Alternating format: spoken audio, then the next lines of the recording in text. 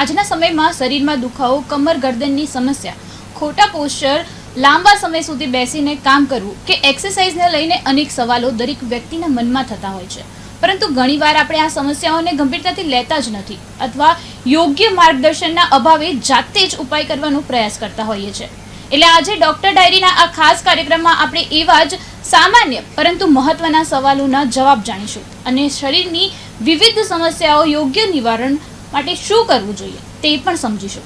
સાથે જ શરીરની આવી અનેક સમસ્યાઓને સમજવા અને તેના યોગ્ય નિવારણ વિશે જાણકારી મેળવવા માટે આજે આપણે વાત કરીશું ફિઝિયોથેરાપિસ્ટ ડૉક્ટર હાર્દિક તલાટી સાથે. ડૉક્ટર, આપનું અમારા કાર્યક્રમમાં સ્વાગત છે. તો ફિઝિકલ થેરાપીને લઈને લોકોમાં જે ગેરસમજ હોય છે એને લઈને તમારું શું કહેવું છે?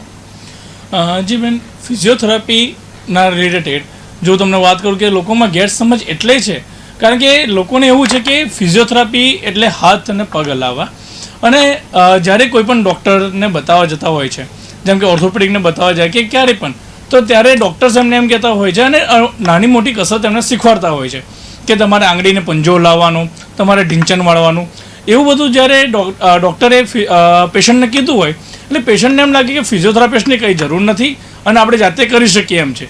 એટલે એમને ક્યાંક ને ક્યાંક છે ને ગેરસમજ થતી હોય છે કે ફિઝિયોથેરાપિસ્ટની જરૂર હોતી નથી. જો આપણે જાતે કરતા હોઈએ તો આપણે ફિઝિયોથેરાપિસ્ટની ક્યાં જરૂર છે? એટલે ક્યાંક ને ક્યાંક આ ગેરસમજ લોકોના મનમાં ઊભી થતી હોય છે. જી મેમ. ઓકે, તો આ શરીરમાં જે દુખાવો થાય એટલે ખરેખર શરીરમાં કોઈ નુકસાન છે એવું જ હોય કે બીજું કોઈ કારણ હોઈ શકે કે ટેમ્પરરી એનું સોલ્યુશન લાવી શકાવી છે એવું કંઈ રીઝન ખરું? મેમ, આમાં એવું હોય છે કે મતલબ દુખાવો જે છે એ અલગ અલગ પ્રકારનો હોય છે.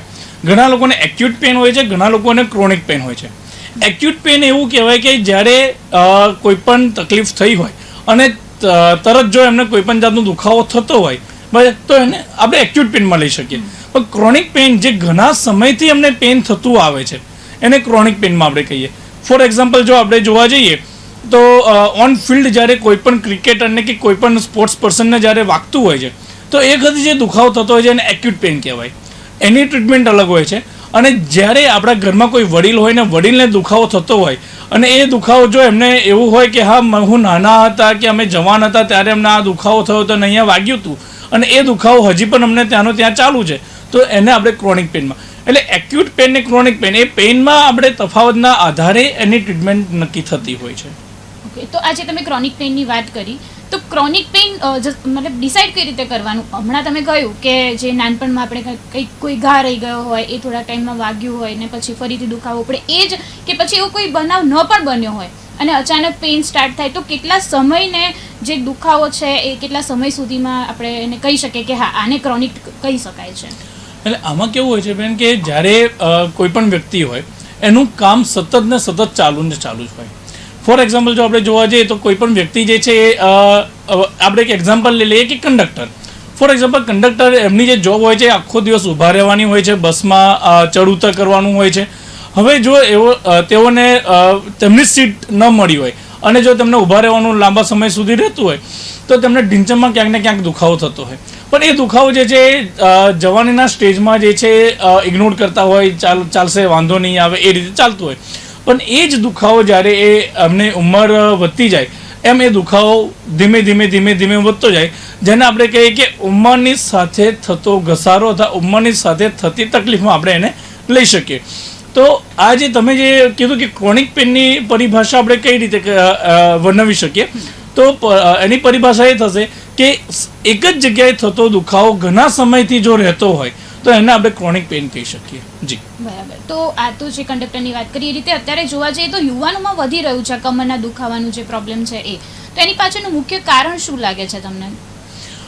બેન, યુવાનો પાછળ જો આપણે અત્યારે વાત કરીએ, અત્યારે તો આપણે જેન ઝી અને જેન આલ્ફા ને એ બધાની ઘણી વાતો થતી હોય છે. તો આ જે જનરેશન જે છે એમને મોબાઈલ પર, લેપટોપ પર વધારે કામ કરવું પડતું હોય છે. એની સાથે સાથે જો હું તમને કહું તો તેમનું એક પોસ્ચર એટલે કે સૂવાની, બેસવાની, ઊભા થવાની, ઊભા રહેવાની, આ જે અલગ અલગ પોસ્ચર જે છે એ રીત જો એમની ખોટી હોય તો એના લીધે તેમને ક્યાંક ને ક્યાંક દુખાવો થતો હોય છે. જો આમાં પણ એક એક્ઝામ્પલ આપું તો માની લઈએ કે કોઈ બાળક જે છે નીચે જમવા બેઠું હોય અને સામે ટીવી ઉપર તારક મહેતા કા ઉલ્ટા ચશ્મા ઊંચું જોઈને જો એ જોતા હોય તો સતત ગરદન ઊંચી રાખવાના કારણે તેઓને ગરદનના ભાગમાં દુખાવો થઈ શકતો હોય છે. તો આ એક એક્ઝામ્પલ હતું. એટલે આ રીતે બાળકો જ્યારે ટીવીનો એક એમના આદી થઈ જતા હોય છે, મોબાઈલના આદી થઈ જતા હોય છે કે લેપટોપના આદી થઈ જતા હોય છે, આના કારણે તેઓને ક્યાંક ને ક્યાંક કહીએ ને કે દુખાવો નાનપણમાંથી જ ચાલુ થઈ જતો હોય છે. તો કમરનો દુખાવો પણ એ રીતે જ શરૂ થતો હોય છે. તમે જેમ વાત કરી કે નાના બાળકો આ રીતે જે ટીવી જોતા હોય ને ગરદન ઉપર ને ઉપર આપતા હોય ત્યારે દુખાવો થતો હોય છે, તો આમાં મોટા ભાગમાં આપણી ફેમિલીમાં જનરલી થતું હોય છે કે ઓકે આ તો સામાન્ય દુખાવો છે, થઈ જશે, ઇગ્નોર કરવો જોઈએ. પણ તમારું શું કહેવું છે કે એને ઇગ્નોર કરવું જોઈએ ખરેખર, કે પછી એનું સાચે ચેકઅપ કરાવવું જોઈએ? બેન, જો એ શરૂઆતનો સ્ટેજ હોય અને એમાં પણ બાળકે એક બે વખત થોડી કમ્પ્લેન કરી હોય કે મને દુખે છે, તો આપણે કહેતા હોય છે ખાસ કરીને કે આરામ કરવાથી દુખાવો ઓછો થઈ જતો હોય છે. એ લેમેન એટલે કે મજૂરિયાત વર્ગને પણ ખબર હોય છે કે જો આખો દિવસ મજૂરી કર્યા પછી સાંજે આરામ કરીએ તો આપણો દુખાવો જે છે કે થાક જે છે ઓછો થઈ જતો હોય છે. તો આપણે ક્યાંક ને ક્યાંક એવું કહી શકીએ કે એકની એક જે પોસ્ચર છે એમાં સતત બેસી રહેવાને કારણે તેઓને આ દુખાવો થયો છે. તો જો આરામ કરે તો દુખાવો મટી પણ શકે છે, પણ જો એ આરામ કરવા પછી પણ જો દુખાવો ન મટે તો આપણે એવું કહી શકીએ કે હા, એમને કોઈક નજીકના ડૉક્ટરને અથવા તો જે તકલીફ હોય એને અનુસાર કોઈ ડૉક્ટરને મળવું જોઈએ અને બતાવવું જોઈએ. અચ્છા, એવી કોઈ એક્સરસાઇઝ ખરી જે સતત જે આ લોકો અત્યારે કામ કરી રહ્યા છે, યુવાનો કહો કે જે બી ઓફિસ વર્ક કરતા હોય, એ લોકો 8-10 કલાક બેસીને આખો દિવસ કોમ્પ્યુટર સામે કામ કરતા હોય છે, તો એ લોકો માટે કોઈ એવી જરૂરી એક્સરસાઇઝ જે લોકોએ કરવી જોઈએ જેનાથી અત્યારે ભલે એમને કમરનો દુખાવો હોય નહીં પરંતુ આગળ ન થાય એ માટે રેગ્યુલર કઈ એક્સરસાઇઝ એમને રૂટીનમાં એડ કરવી જોઈએ? આના માટે આપણે એક અલગ ટોપિક પણ આપણે વાત કરશું, પણ છતાં પણ તમે જે પ્રશ્ન પૂછ્યો છે એને હું તમને જવાબ આપી દઉં કે અર્ગોનોમિક્સ એટલે કે અર્ગો એટલે કે work and nomics that means how to do your work. તમે તમારી જે કામ કરવાની જે જગ્યા છે તેમાં તમારે કઈ રીતે કામ કરવું જોઈએ. ખાસ કરીને હું અહીંયા અંડર કોમા કરીશ આઈટી કંપનીઝના જે લોકો કોમ્પ્યુટર પર વધારે કામ કરતા હોય છે કે મોબાઈલ ઉપર વધારે કામ કરતા હોય છે એ લોકોને હું અંડર કોમા કરીશ, કારણ કે તેઓનું જે બેસવાની જે રીત જે હોય છે તે થોડી ખોટી હોવાને કારણે તેઓને સર્વાઇકલ સ્પોન્ડિલાઇટિસ કે લંબાર સ્પોન્ડિલાઇટિસ આ તકલીફ એમનામાં વધારે જોવા મળતી હોય છે. હાથમાં ઝંઝનાટી થવી, ખાલી ચડવી, દુખાવો થવો, હાથ ફાટવો કે હાથમાં દુખાવો થવો, એ જ રીતે પગમાં ઝંઝનાટી થવી, પગમાં સોજા આવી જવા, આ બધું સતત ખુરશી પર બેસી રહેવાના લીધે, મોબાઈલ અને લેપટોપ યુઝ કરવાના લીધે અને એકની એક પરિસ્થિતિમાં 8 થી 10 કલાક બેસી રહેવાના લીધે થતું હોય છે. પરંતુ તમે જે કસરતની વાત કરી તો અર્ગોનોમિક્સમાં જે નાની મોટી કસરત કરવાની હોય છે એમાં હું જો અત્યારે કહેવા જાઉં તો એટલું કહેવાય કે ગરદનને દર કલાકે તમારે ફ્લેક્શન એક્સટેન્શન એટલે કે ગરદનને હવામાં ઉપર નીચે આંખો બંધ કરીને ગરદનને આજુબાજુ, જેને સાઇડ ફ્લેક્શન કહેવાય, અને રોટેશન ક્લોકવાઇઝ અને એન્ટી ક્લોકવાઇઝ બંને દિશામાં તમારે 5-5 વખત ફેરવવાનું. પણ યાદ રાખજો, આંખો બંધ કરીને. આંખો જો ખુલ્લી હશે તો ચક્કર આવવાની સંભાવનાઓ રહી શકે છે. તો આંખો બંધ કરીને તમે જો દર અડધા કલાકે આટલી કસરત પણ કરી દેશો ગરદનની, તો તમને ગરદનનો દુખાવો નહિવત થશે. જી, જેમ કે અત્યારના યુવાનોની જે આપણે એક્સરસાઇઝની તમે હમણાં વાત કરી, તો અત્યારે બધાની પાસે ગૂગલ છે, ફોન છે, બધા ગૂગલ પર જોઈ લે છે કે ઓકે કઈ એક્સરસાઇઝ એના માટે કરી શકાય એમ છે, તો એ કેટલું યોગ્ય છે? કરવું જોઈએ? યુટ્યુબ અને ગૂગલ પર સર્ચ કરીને જે એક્સરસાઇઝ બતાવે છે તે ફોલો કરવી જોઈએ કે પછી પ્રોપર જે આપણા ડૉક્ટર છે એની સલાહ લઈને જ આગળ વધવું જોઈએ? બેન, જો અત્યાર સુધી મેં તમને 2 એક્ઝામ્પલ આપ્યા, સાથે હું ત્રીજું એક એક્ઝામ્પલ આપીને જો જણાવું તો સાઉથમાં એક દીકરી હતી, એને વજન ઓછું કરવું હતું. વજન ઓછું કરવા માટે એને યુટ્યુબનો સહારો લીધો અને યુટ્યુબના સહારે તેને વજન ઓછું કરવાની જે ટેકનિક હતી એ યુઝ કરી, પરંતુ ક્યાંક ને ક્યાંક એને એનો જીવ ખોવો પડ્યો જસ્ટ બિકોઝ ઓફ કે એમાં જે રીત આપી હતી. આજે માની લો કે હું જે એક્સરસાઇઝ કરી શકું છું, મારી એજ અત્યારે 40 છે, જો હું જે એક્સરસાઇઝ કરી શકું છું એ જ એક્સરસાઇઝ જો કોઈ 80 વર્ષના કે 70 વર્ષના જે આપણે વડીલ જે હોય એ એક્સરસાઇઝ એ જ કરવા જાય તો ક્યાંક ને ક્યાંક એમને કંઈક તકલીફ થઈ શકે છે. તો આપણે દરેક પેશન્ટ, દરેક વ્યક્તિ, દરેક આંગળી, દરેક પરિસ્થિતિ અલગ અલગ હોય છે. તો કસરત એક જ કેમ? દરેકની કસરત અલગ હોય છે, દરેકની પરિસ્થિતિ અલગ હોય છે. ઘણા લોકો સરખી રીતે કસરત કરી શકતા હોય છે, તો ઘણા લોકો જે આપણે કસરત કહેતા હોય છે એને ઊંધી રીતે લેતા હોય છે. ફોર એક્ઝામ્પલ જો હું તમને કહું તો સપોઝ હું એમ કહું કે તમારે કમરમાં જો દુખાવો થતો હોય અને કમરમાં એ પણ તમારે લોઅર એબડોમનનું જો ફેટ રિડ્યુસ કરવું હોય તો તમારે અલ્ટરનેટ ટો ટચ કરવા જોઈએ. અલ્ટરનેટ ટો ટચ એક્સરસાઇઝ એવી છે કે જમણા હાથે ડાબા અંગૂઠાને અડવો અને ડાબા હાથે જમણા પગના અંગૂઠાને અડવો. તો એ જે નમીને અલ્ટરનેટ ટો ટચ કરવાની જે એક્સરસાઇઝ છે એ મેં એક પેશન્ટને કીધી હતી. એ પેશન્ટને સમજવામાં થોડી ભૂલ થઈ, તો તેઓએ ઘરે જઈને ઢીંચણ વાળીને અને જબરજસ્તી અંગૂઠાને અડવાની કોશિશ કરી. બીજે દિવસે જ્યારે પેશન્ટ આવે ત્યારે મને એમ કીધું કે સાહેબ તમે જે કસરત કીધી એમાં મને કમરનો દુખાવો વધી ગયો. ત્યારે મેં એમને જણાવ્યું કે મને તમે કસરત કરીને બતાવો. તો તેમણે કસરત કરીને બતાવી તો મને લાગ્યું કે આ કસરત એમને મેં જે કીધી હતી તેના કરતાં તેમણે સમજવામાં ભૂલ કરી છે.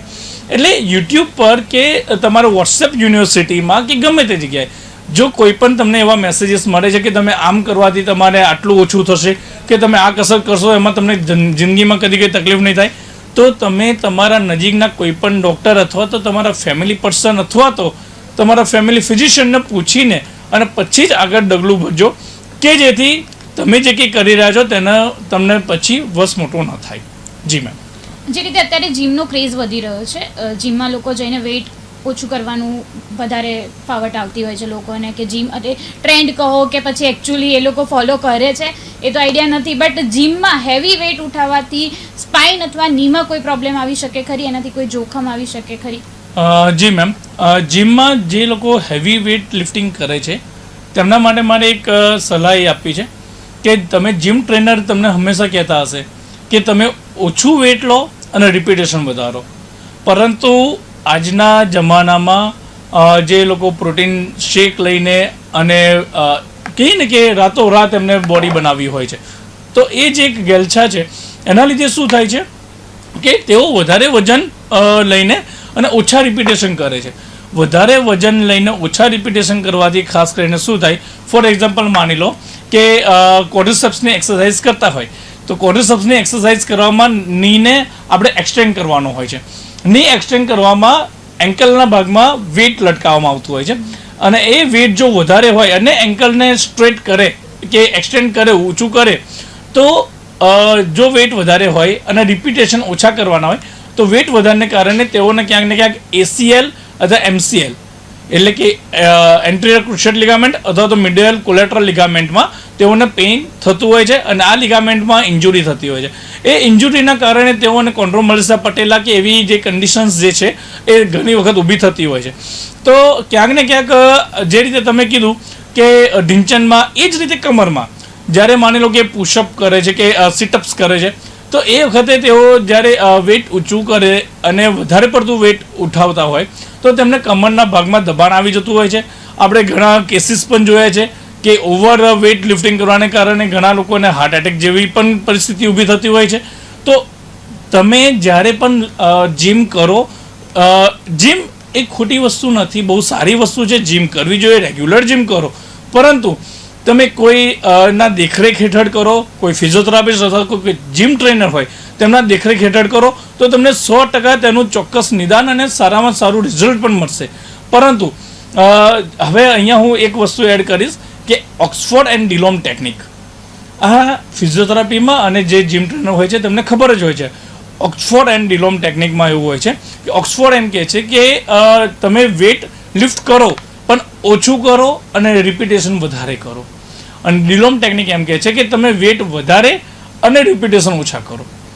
જેને બોડી બનાવવી છે, મસલ્સ બનાવવાના છે, એમને ડિલોમ ટેકનિક યુઝ કરવી જોઈએ, પણ ઓક્સફોર્ડ ટેકનિક દરેકના માટે સારામાં સારી હોય છે.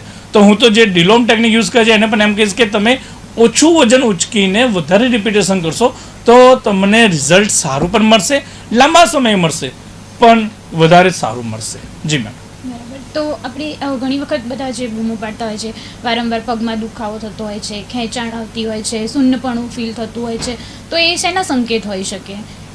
જી મેમ, જે રીતે મેં તમને કીધું કે ગરદનમાં દબાણ આવતું હોય કે કમરમાં દબાણ આવતું હોય, જ્યારે નસમાં સંવેદનાઓ મગજથી જે જતી હોય એ ઓછી થવા માંડે તો આપણે એને કહી શકીએ કે ઝંઝનાટી થવી, ખાલી ચડવી, દુખાવો થવો, પગ ફાટવો, શૂન્ય પડી જવું, લકવા પડી જવો, આ બધી પરિસ્થિતિઓ તારે ઊભી થતી હોય છે.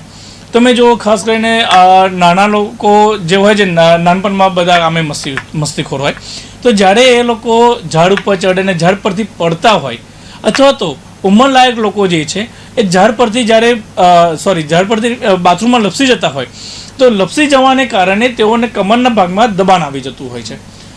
એ જ રીતે બાળકોને ગરદનના ભાગમાં દબાણ આવી જતું હોય છે. તો એ જે ગરદનના ભાગમાં ને કમરના ભાગમાં દબાણ આવે તો મગજમાંથી જે સંવેદનાઓ પહોંચતી હોય છે પગમાં, તો એ પગમાં કે હાથમાં, જો ગરદનમાં દબાણ આવે તો હાથમાં જનજનાટી, ખાલી ચડવી, દુખાવો થવો એવી કમ્પ્લેન આવતી હોય છે. અને જો કમરના ભાગમાં દબાણ આવે તો પગમાં જનજનાટી, ખાલી ચડવી, દુખાવો થવો ને એવું થતું હોય છે. એટલે કમર જે છે, આપણી કરોડરજ્જુ જે છે, એમાં કઈ જગ્યાએ દબાણ આવે છે એના ઉપર નક્કી થાય છે કે તમારો અંગ કેટલો ખરાબ કે કેટલી તકલીફમાં પડશે. ફોર એક્ઝામ્પલ, જે રીતે મેં કીધું કે કમરના ભાગમાં જો દબાણ આવે તો પગમાં કહેવાશે, જનજનાટી, ખાલી ચડવી, દુખાવો થવો, પગ ફાટવો આવી કમ્પ્લેન આવે. એનાથી જો થોડાક ઉપરના ભાગમાં હશે તો પગની સાથે સાથે બોવેલ ફંક્શન, એટલે કે રિનલ એન્ડ બોવેલ ફંક્શન, એટલે કે પેશાબ અને ઝાડામાં પણ તમને ક્યાંક ને ક્યાંક ખબર પડતી ઓછી થશે. એનાથી જો ઉપરના ભાગમાં દબાણ આવે તો બંને પગ અને ઝાડો પેશાબ સાથે પેટમાં પણ તકલીફ થતી હોય છે.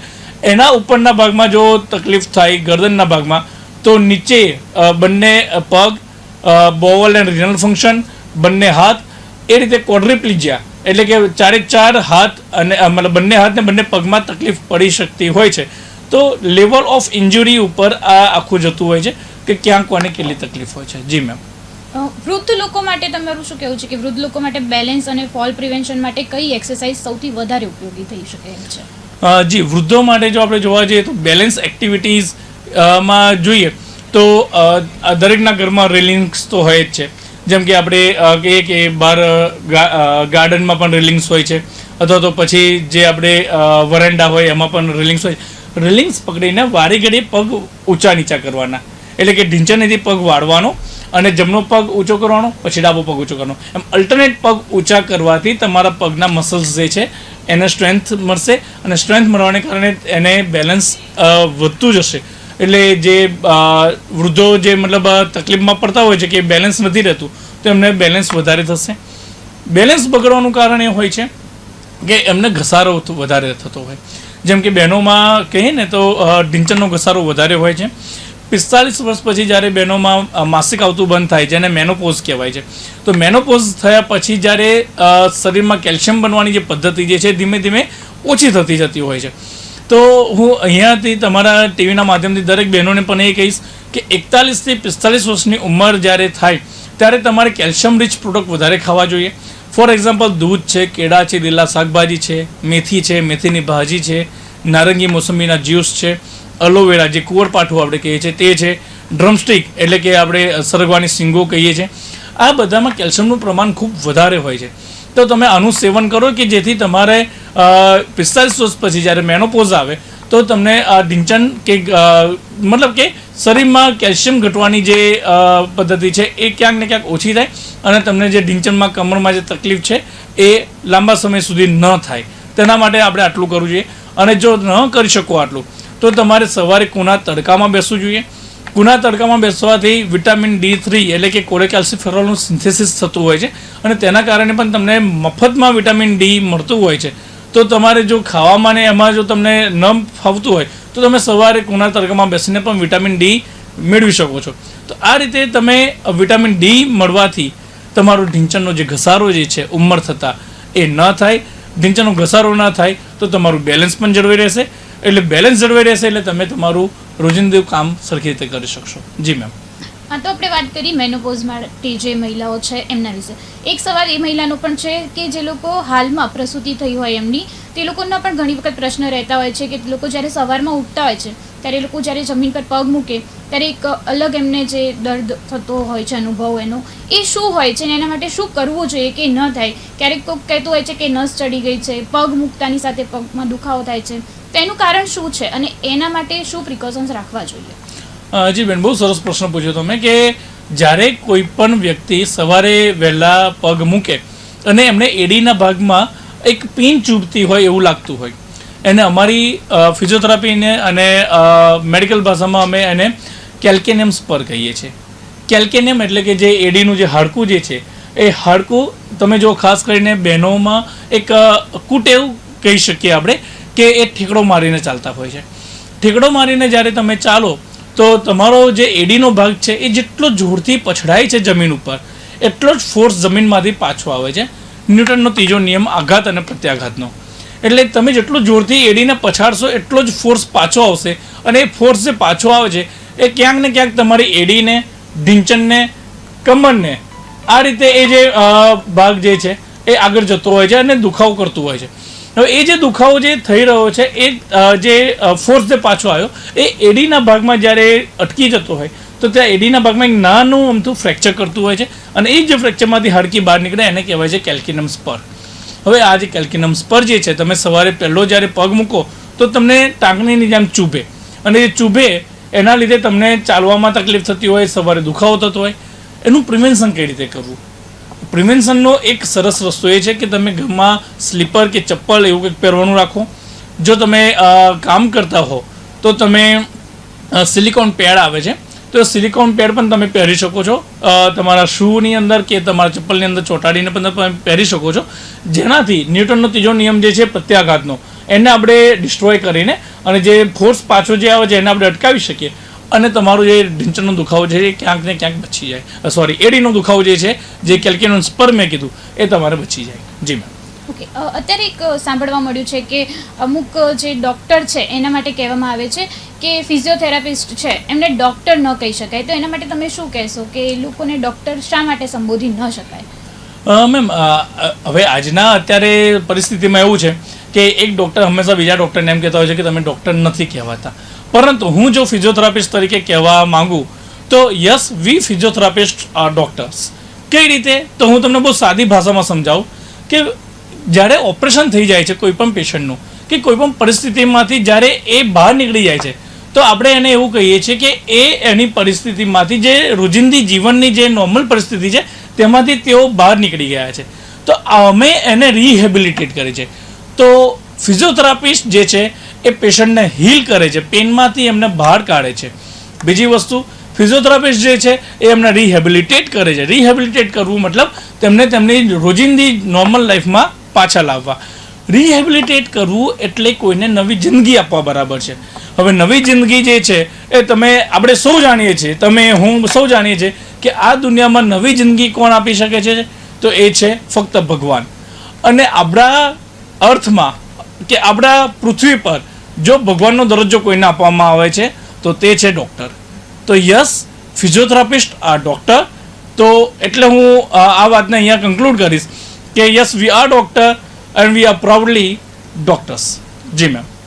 એવી કોઈ 3 ટિપ્સ જે તમે લોકોને આપી શકો કે એ લોકોએ રોજિંદા જીવનમાં અપનાવવી જોઈએ? રોજિંદી જીવનમાં જો હું કહું તો સૌથી પહેલાં તો તમે પૌષ્ટિક આહાર લો. જો આહાર તમારો સારો હશે તો વિચાર પણ સારા હશે અને વ્યાયામ કરતા રહેશો તો તમારું શરીર પણ સારું રહેશે. તો આહાર, વિચાર અને વ્યવહાર એટલે કે આરામ અને તમારી સાથે સાથે થોડી એક્સરસાઇઝ કરવાની. એક્સરસાઇઝ કરવાથી તમારું જે રોજિંદી જીવન જે છે એ ઘણું સારું રહેશે. તમને બીજા કોઈ દુખાવાથી તમે દૂર રહેશો. યોગા કરો. યોગા પણ બહુ સારી વસ્તુ છે. એમાં તમે મતલબ અનુલોમ વિલોમ, કપાલભાતી, તમે સૂર્ય નમસ્કાર કરો, દિવસના 5 સૂર્ય નમસ્કાર કરો તો પણ તમારે મતલબ શરીર ઘણું સારું રહેશે. અને છેલ્લામાં છેલ્લી વસ્તુ જો હું કહીશ તો સૂતા પહેલાં તમારે 2 કલાક પહેલાં જમી લેવું જોઈએ. સૂવામાં અને જમવામાં 2 કલાકનું અંતર રાખશો તો ઘણું સારું રહેશે કે જેથી તમારું શરીર જે છે એ સ્વસ્થ અને નિરોગી રહેશે. જી મેમ. આજના આ કાર્યક્રમમાં આપણે શરીરના દુખાવાને અવગણવાથી લઈને યોગ્ય એક્સરસાઇઝ, પોસ્ચર અને ફિઝિયોથેરાપી સુધીની ઘણી મહત્વપૂર્ણ બાબતો વિશે જાણકારી મેળવી. ખાસ કરીને રોજિંદા જીવનમાં નાની નાની કાળજી રાખીને શરીરને સ્વસ્થ કેવી રીતે રાખી શકાય તે પણ સમજાયું. ડૉક્ટર હાર્દિક શરીરના દુખાવા અને ફિઝિયોથેરાપીને લઈને ખૂબ જ મહત્વપૂર્ણ ઉપયોગી માહિતી આપવા બદલ આપનો ખૂબ ખૂબ આભાર. ધન્યવાદ. તો આજની ડૉક્ટર ડાયરીના કાર્યક્રમમાં અહીં વિરામ આપીએ. ફરી મળીશું એક નવા વિષય અને નવી માહિતી સાથે. ધન્યવાદ.